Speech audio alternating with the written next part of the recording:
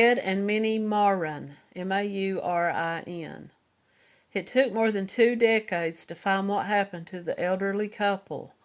On Christmas Eve, 1985, the couple's bodies were found in woodland after they had been shot in the head near their home in Ethel, Washington. It was not until 2012 that their family finally got justice.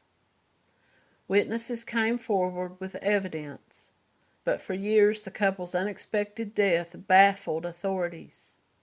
An investigation in 2010 discovered the Maurins had been kidnapped by Rick Rife and John Gregory, who were notorious drug dealers in the area. They forced them to withdraw $8,500 in cash from the bank. They were driven to the woods and shot inside their car. Unfortunately, witnesses did not come forward, fearing retribution from the men.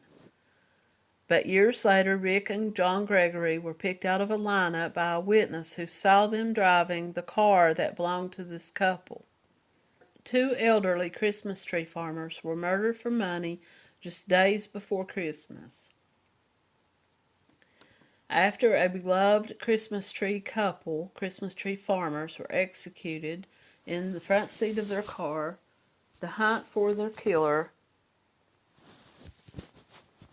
was launched that would take 30 years. The first sign of trouble was the ladies' church luncheon. Minnie Maurin was hosting at her home in Ethel, Washington, 6 days before Christmas, 1985. There was no answer at the home when people started to show up for the gathering. Those there began to worry as minutes ticked by and no one had come to the door. There was no sign of Minnie, age 83, or her husband, Ed, age 81.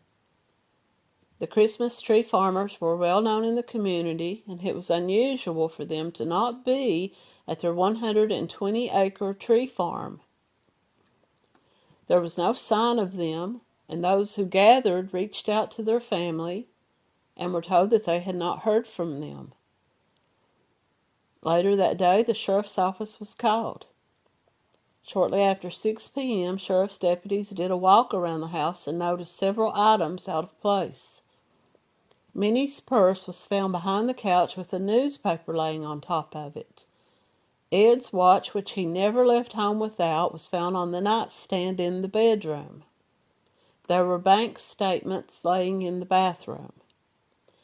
William Halstead, a deputy prosecutor, told Oxygen that police drove around the town looking for the couple and checked the local hospitals. There was no sign of them anywhere. The couple's 1968 green Chrysler was missing, and police issued an all-points bulletin across Washington state.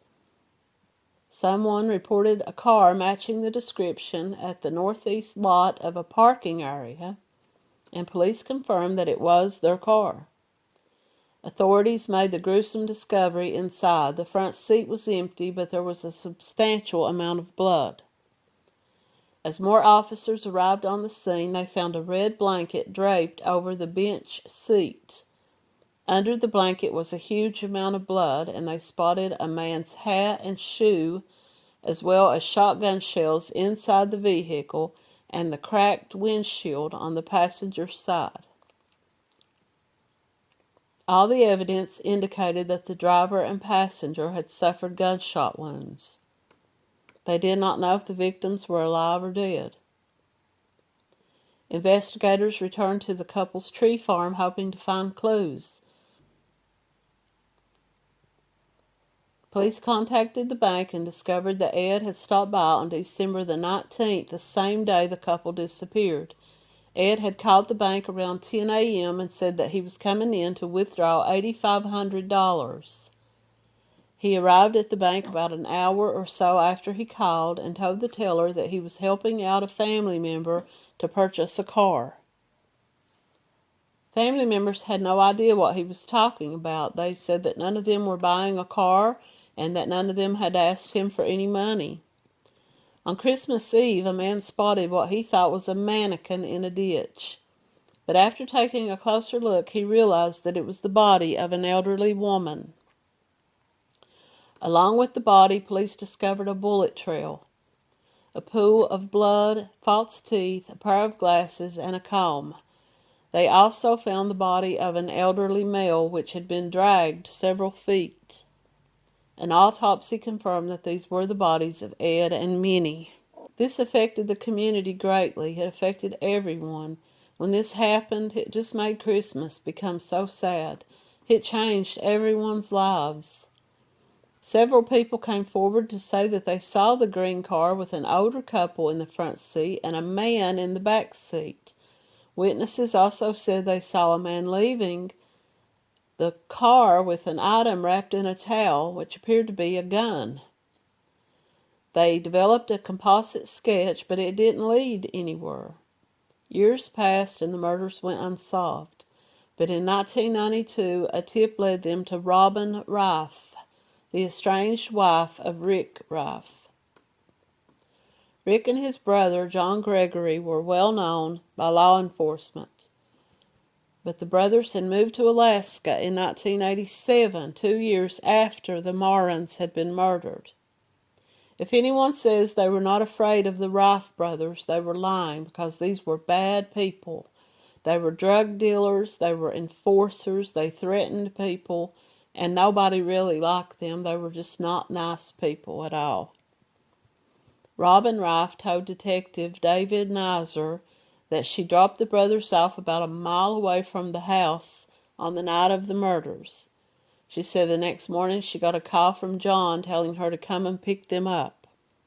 She drove to the location and she remembered seeing one of the bodies, but her husband told John to get her out of there. Detectives hoped that Robin's statement would lead to the arrest of the Rife brothers, but Robin was in prison on a drug charge. The prosecutor didn't feel comfortable charging the brothers based on her testimony. He stayed in touch with her until she died suddenly in 1995. Robin Rife is our only witness that puts John Gregory and Ricky out there where the bodies were. But without her, what have we got? 0 plus 0 equals 0. More years passed, and Nizer retired in 2009. Detective Bruce Kimsey took over the case. He was able to blow up and colorize photographs from the time, and he called in past witnesses to look at these pictures. They were able to point investigators toward the Rife brothers. In 2012, 27 years after the murders, Kimsey finally had enough evidence to arrest the brothers. The day the arrest warrants were signed, they discovered that John Gregory Rife was dead. Rick Rife was still out there. They had gone to Alaska to arrest him. He denied any involvement in the crime. The evidence against him was mostly circumstantial until another witness came forward. A family friend, James Shriver, told police that he was on his way to the dentist with his mother when he saw the Maurins in their car. Mr. Maurin was driving and Rick was in the front seat. John was sitting in the back seat with Mrs. Maurin. The positioning of the people was very weird, he said. When the car went by, I waved and nobody waved back. Shriver said the brothers threatened to kill him and his family if he told anyone that he saw them with the Maurins that day.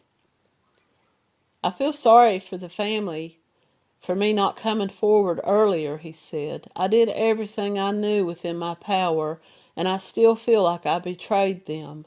I don't know if I'll ever get over that. The case went to trial in 2013.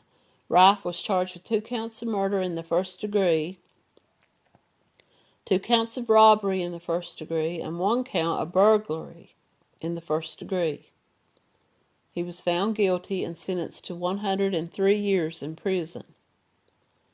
People cried when the verdict was read.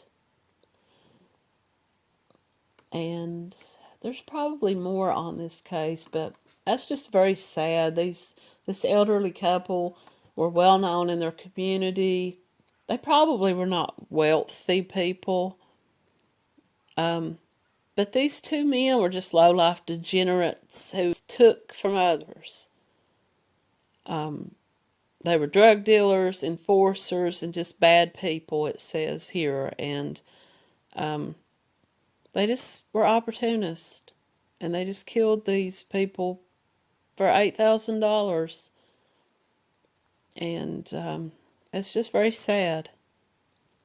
Thanks for watching.